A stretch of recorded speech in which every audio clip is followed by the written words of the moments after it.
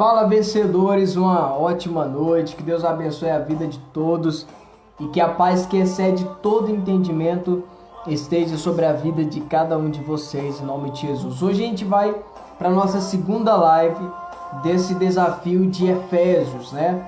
Então seja muito bem-vindo, já prepara aí o seu caderno para estar anotando, você que gosta de anotar, prepara a sua Bíblia, porque vai ser muito forte essa live. Vamos lá, vamos para cima, gente. Ontem a gente começou falando do capítulo 1 de Efésios, né?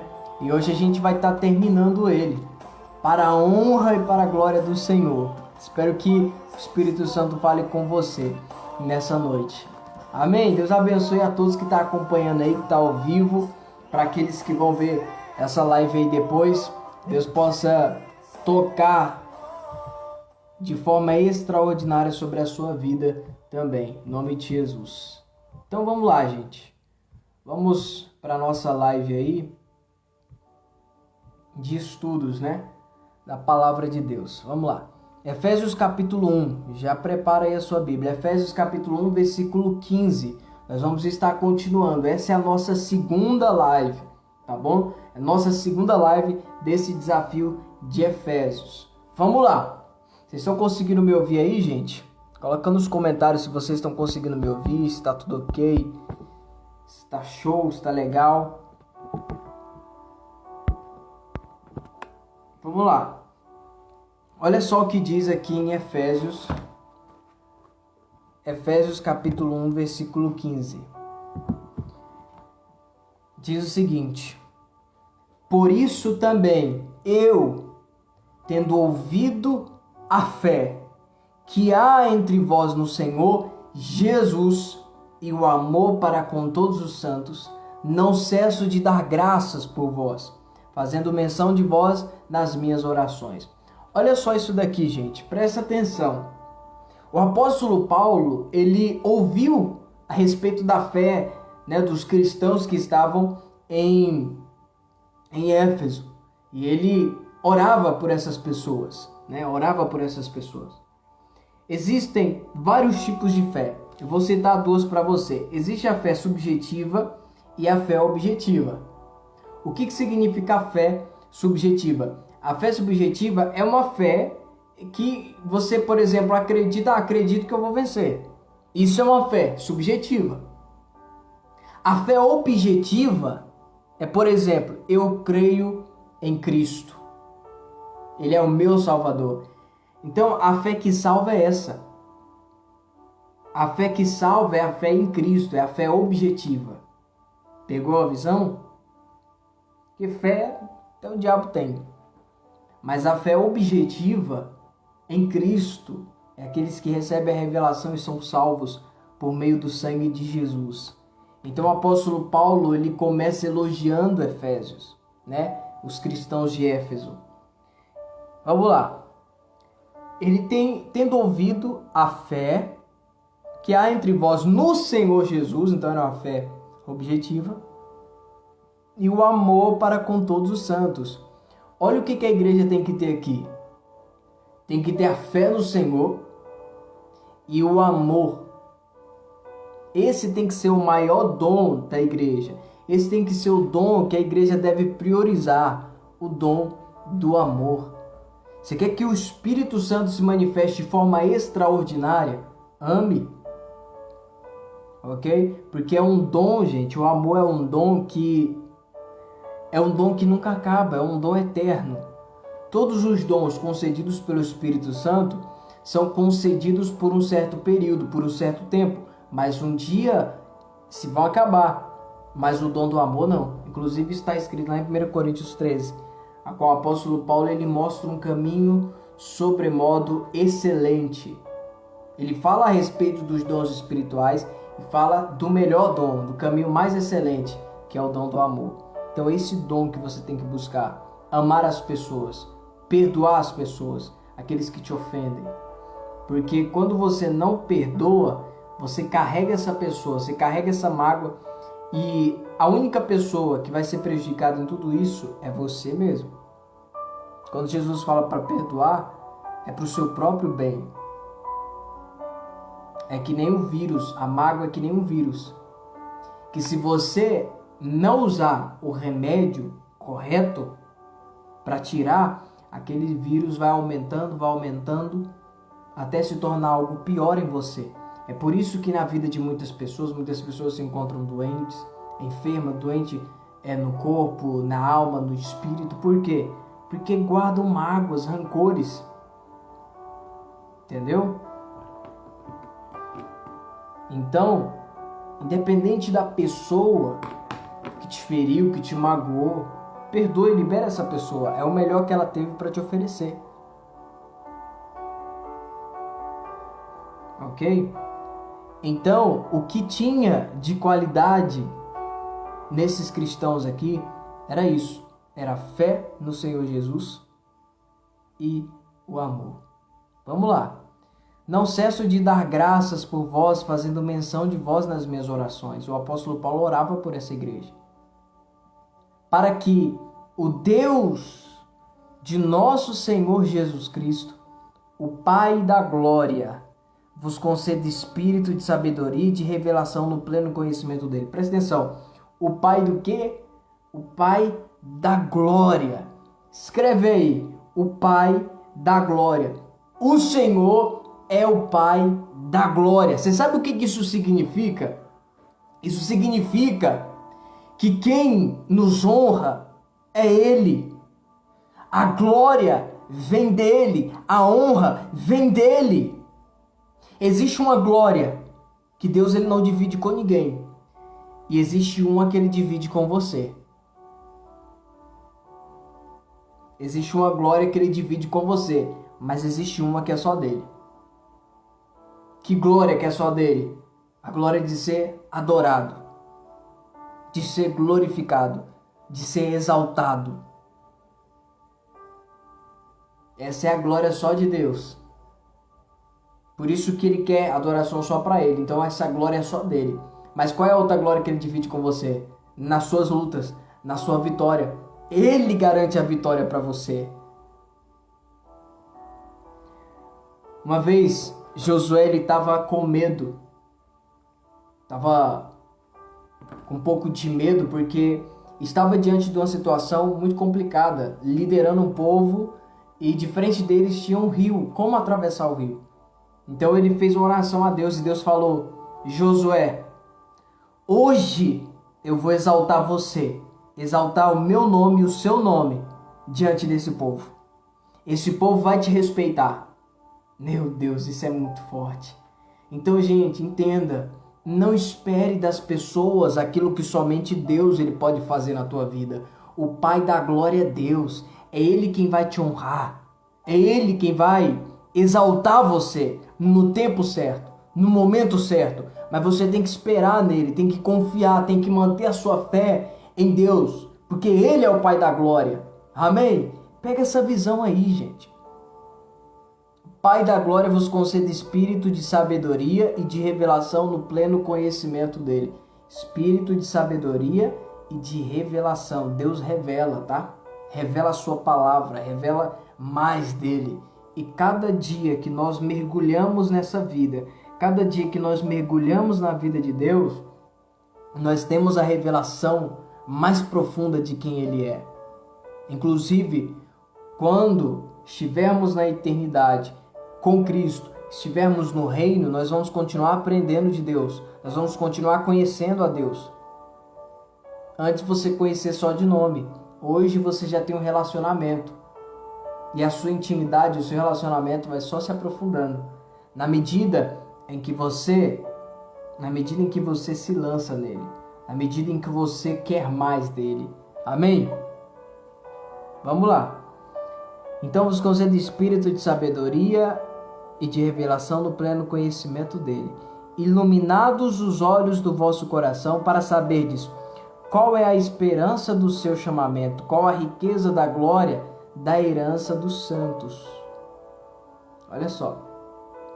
O qual a suprema grandeza do seu poder para com os que cremos segundo a eficácia da força do seu poder, o qual exerceu ele em Cristo, ressuscitando dentre os mortos e fazendo assentar à direita nos lugares celestiais. Acima de todo principado e potestade e poder e domínio e de todo o nome que se possa referir, não só no presente século, mas também no vindouro. Presta atenção, Cristo morreu, Cristo ressuscitou e Deus exaltou ele. O que significa isso? Que por maior que seja o teu deserto, Deus tem um propósito nisso daí. Cristo, ele sofreu. De repente você está passando uma luta muito grande na sua vida emocional. De repente você está passando uma luta muito grande na sua vida espiritual, no seu ministério, na sua família. Não sei qual é a luta que você está enfrentando.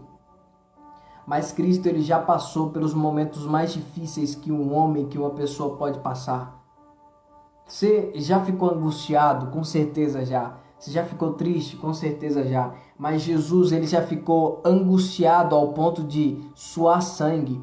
Esse é um nível, é um fenômeno muito raro. Esse suar sangue, a pessoa ela tem que estar num nível mais absoluto de angústia e de tristeza. Quando um ladrão, quando um bandido, ele está fugindo da polícia, ele fica nervoso, porque ele não quer morrer. Mas aquele medo que ele tem, aquele nervosismo que ele tem, aquela angústia, não é o suficiente para ele suar sangue. Mas ele tem ela. Agora multiplica essa angústia aí. Foi o que Jesus sentiu lá no Getsêmani. Ele chegou a suar sangue. É um nível de angústia muito maior do que aquilo que eu e você pode sentir. Mas só que ele foi o que mais sofreu. Por isso que a Bíblia fala homem de dores. Mas também Deus o exaltou sobremaneira. Deus exaltou a Cristo quando ele ressuscitou, colocou para sentar à sua direita, à sua destra. E exaltou sobre principados, potestades, hostes, domínios. Para quem não sabe o que significa isso, são as patentes mais altas ali nas regiões celestiais. Não são simples anjos, não são simples demônios, são patentes mais altas. Existem principados da força do bem e existem principados da força do mal. O que são principados? São chefes, é um tipo de chefe que lidera grupos em certas regiões, ok? Mas Cristo foi exaltado acima de todos, inclusive acima de todo poder e domínio. Você que de repente não acredita em signos, a palavra fala sobre signos. Os signos foram criados por Deus, tá? São corpos celestes, mas também são espíritos que têm influência, que procuram influenciar as pessoas, ok? Então, esse negócio de signo é real. Mas, por quê? Por que você não deve ficar nesse negócio? Porque não são de hoje, não seguem mais o propósito de Deus. Caíram junto com Lúcifer.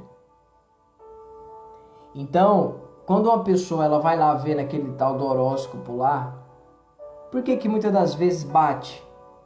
É porque esses domínios, esses signos que são espíritos, que para mim são espíritos, quando uma criança nasce, ele já tenta influenciar essa criança no ventre da mãe, para que essa criança ela venha crescer com a personalidade do peixe, por exemplo, com a personalidade do touro, com a personalidade do capricórnio, como eles dizem lá. Você está entendendo?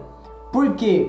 Porque eles exercem essa influência para que você se pareça cada vez mais com ele e não com Cristo.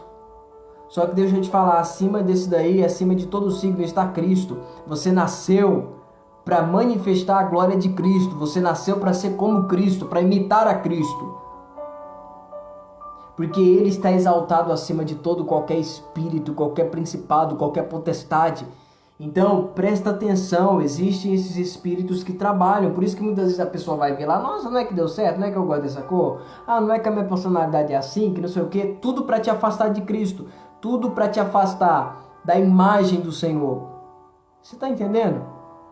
Para que você venha andar como os signos.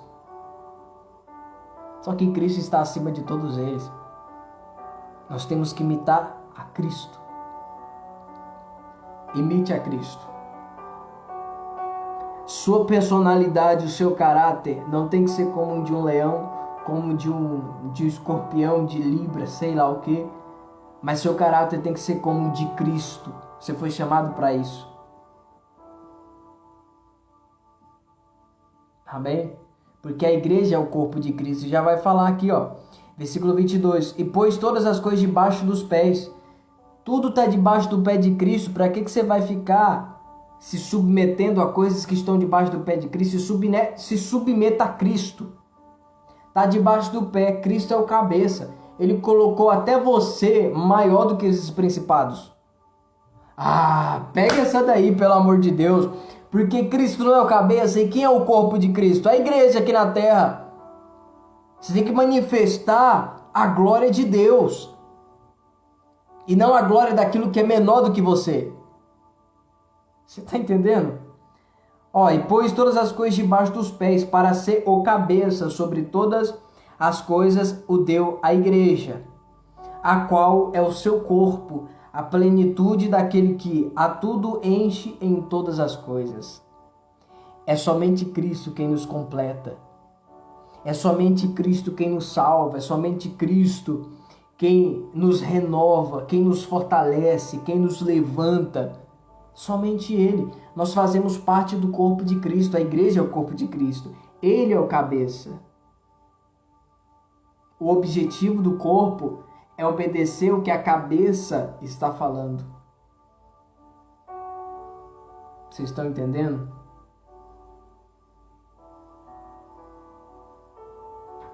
Então pega a visão aí. Fora de Cristo, nós não somos uma escolha para Deus. Deus, Ele te escolheu porque você estava em Cristo. Tem gente que não está na igreja, mas está na dimensão de Cristo. Porque não é sobre religião, não é sobre a placa da igreja, é sobre relacionamento, é sobre caráter. Pegou? Meu Deus do céu, isso é forte, hein? Nossa. Poderoso.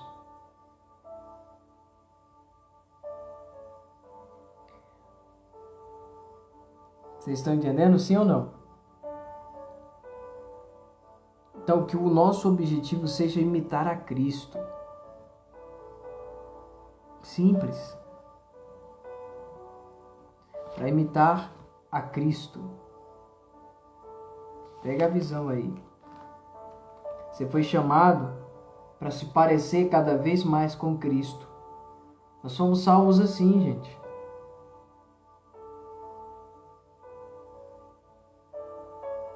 Ok? Desde o seu nascimento, os espíritos malignos tentaram influenciar ao máximo você para ser parecido como eles. Então o mundo espiritual, ele é organizado. Parece que não é, né? Parece que o diabo faz tudo bagunçado, mas não. Existe uma operacionalização. Existem principados que agem em certas regiões, que são líderes de regiões. Existem potestades, existem anjos que atacam em certas épocas. Entendeu? Por isso a importância de você estar blindado em Cristo. Blindado nele. Ok? Religião não vai te salvar de nada não, meu amigo. Religião não salva ninguém. Agora Cristo sim. Pega a visão aí. Tá? O diabo, ele vai trabalhar 24 horas para te tirar do propósito de Deus. Porque ele sabe que Deus, ele colocou algo especial em você. E isso que Deus colocou em você vai aproximar mais pessoas de Cristo, do Senhor. E é isso que o diabo não quer. Por isso que a nossa vida tem que estar sempre em constante aprendizado. Nunca você sabe de tudo. Você sempre vai aprender mais de Deus. Sempre você tem que aprender mais de Deus. Mas quando a igreja está focada em religiosidade, elas nunca vivem o novo de Deus. Nunca há um renovo, nunca há uma transformação. É sempre a mesma coisa, é sempre a mesma ladainha e nunca transforma ninguém. Então, nosso foco tem que estar em crescer. Crescer na graça de Deus, crescer no conhecimento de Deus. Mas para isso acontecer, a gente tem que morrer, a gente tem que matar um monte de coisa que colocaram em nós, que nos ensinaram errado muitas das vezes. Ok? Então pega a visão aí. Existem 4 eras que Deus ele vai separando os dele. Primeira era, você que quer anotar, são os quatro eras da economia de Deus, ou da vontade de Deus. Que a primeira era é a era do pecado, que é a era de Adão. A era de Adão é a primeira, conhecido como a era do pecado. A era de Moisés, conhecido como a era da lei. A era de Cristo, conhecido como a era da graça, que é o que nós estamos vivendo. E a era do milênio, que é a era do reino. Então são essas 4 eras. Nessas 4 eras, Deus está separando os dele. Por isso você vai enfrentar luta, você vai passar deserto, ok? Porque isso é uma preparação. Deus ele quer que você esteja preparado para o propósito a qual Ele te colocou lá no futuro. Ok? Nem sempre aquilo que acontece de ruim na nossa vida é para o nosso mal. Existem coisas que é Deus nos dando livramento. Existem dores que nós sentimos, existem momentos difíceis que nós passamos. Não é para o nosso mal, porque a Bíblia diz que todas as coisas cooperam para o bem daqueles que amam a Deus. Você está entendendo? Tudo coopera para o seu bem. Aquilo que aparentemente é ruim, o emprego que você perdeu, o relacionamento que não deu certo, enfim, um monte de coisa que de repente você fala, deu errado. Na verdade, tudo isso vai cooperar para o seu bem. Por isso a importância de você viver pela fé. Viva pela fé em Cristo. Eu descobri uma coisa muito interessante sobre a vida. Sabe quem são as pessoas mais felizes? São aquelas que sabem lidar com os seus pensamentos. São aquelas que guardam o seu coração. A Bíblia diz, sobre tudo que se deve guardar, guarde o coração. Por que nos dias de hoje nós temos muitas pessoas com depressão, com ansiedade, tristes, querem se matar? Porque não guardaram o coração e entrou só palavras negativas, palavras de derrota, e às vezes a pessoa não tem força para vencer sozinha. Ela não guardou o coração, ela permitiu que coisas que prejudicassem ela entrassem no coração dela. Mas Cristo é aquele que arranca toda ansiedade, toda depressão, toda tristeza. Guarde o seu coração. Presta atenção. Não permita que pensamentos ruins venham dominar você. Eventualmente eles vão aparecer, pensamento de dúvida, mas não permita que eles permaneçam. Não viva pela condição, não viva pela vista, não viva pelo que você está vendo, viva pela fé. Viva pela fé, olhe com os olhos da fé e você vai ser muito mais feliz. Enquanto está todo mundo morrendo, correndo do gigante, você está enfrentando o gigante, vencendo e obtendo vitória para a sua vida. O Espírito Santo falou comigo essa tarde isso. Se você for ver todo o problema que os discípulos de Jesus enfrentavam, você viu os discípulos falando, não tem jeito, não tem condição, não sei o que, está tarde, não sei o que, falta isso, falta aquilo. Quando você foca naquilo que é negativo, é isso que acontece. Quando, por exemplo, o povo estava no deserto e os discípulos falaram: nós só temos esse aqui, pão e 5 peixinhos, não dá. Jesus falou: dá, vem cá, traz para mim. Por quê? Porque a mentalidade de Cristo era uma mentalidade de governo. Cristo, ele não se limitava àquilo que os olhos estavam vendo, porque Cristo entendia sobre o poder da mente, entendia sobre o poder da fé. Não tem jeito sim. Vamos agradecer a Deus. Aí ele pega os pães, agradece a Deus e parte e fala: pode alimentar todo mundo, no final sobra. Você sabe o que significa isso?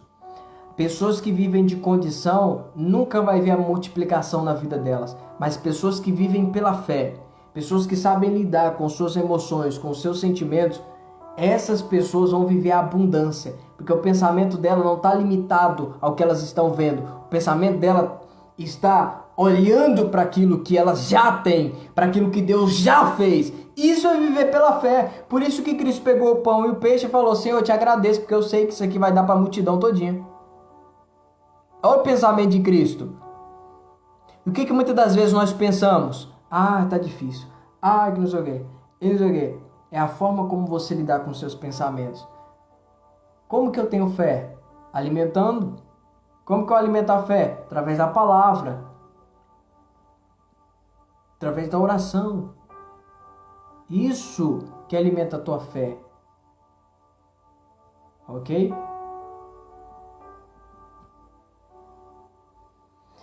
Mas na sua visão, por que negar a si mesmo é tão difícil? Para as pessoas em geral, a sua visão, por que é tão difícil às vezes? Porque a carne fala. Porque o pecado ele está na nossa carne.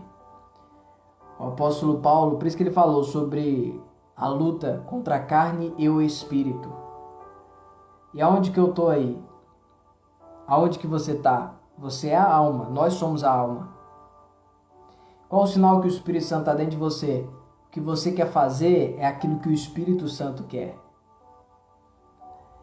Porque o Espírito Santo briga com a carne para saber qual a vontade que vai prevalecer. Se é a vontade da carne ou a vontade do Espírito. Você é a alma, você está no meio. Porque lembre-se, nós somos 3 em 1, assim como Deus.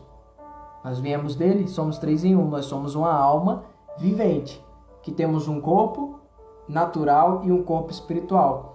O corpo natural é caído, é pecaminoso. O pecado habita no nosso corpo. Ele quer incessantemente correr para o pecado. Agora o espírito quer fazer a vontade de Deus. E a vontade de Deus vai contra a vontade da carne. Então negar a si mesmo realmente não é fácil. Mas a Bíblia diz que o reino é tomado por esforço. É quando você escolhe e decide fazer a vontade do Espírito. É difícil porque o pecado, ele habita no teu corpo. Você que crê em Cristo e foi salvo no Espírito, o teu pecado não está no teu espírito. O teu espírito já foi regenerado, você é filho de Deus, o teu espírito é perfeito, ele não tem pecado. Por quê? Porque quando Jesus te salvou, ele salvou o teu espírito. Quando você creu, né? Claro, primeiramente você crê. E aí você é salvo no Espírito, o Espírito Santo vem e mora, habita no teu espírito. E o Espírito de Deus e o teu são um. Por isso que não tem pecado. Agora o teu corpo tem. Teu corpo é pecaminoso. Os teus pecados foram perdoados do Espírito. Você foi limpo, justificado no Espírito. Entendeu? Então, gente, pega essa visão aí, tá? Deus ele te separou para um propósito, para uma missão. Mantenha o teu foco em Cristo, tá? Mantenha o teu foco em Cristo. Ele é o Pai da glória. Ele chamou você para um propósito, para uma missão. É Ele que vai te honrar, é Ele que vai te libertar, é Ele que vai te fortalecer, é Ele que está contigo. Sem Ele nós não somos nada. Tá bom? Guarda isso no teu coração. Se você gostou dessa live, se você puder compartilhar com mais pessoas, fique à vontade aí, tá bom, gente? Deus abençoe a vida de todos em nome de Jesus. E depois nós vamos ter mais lives falando sobre Efésios 2. Efésios 2 vai pegar fogo, viu? Porque fala sobre salvação, a salvação do Espírito, muito forte. Então não perca, tá bom? Deus abençoe sua vida, fica na paz, tenha uma excelente noite.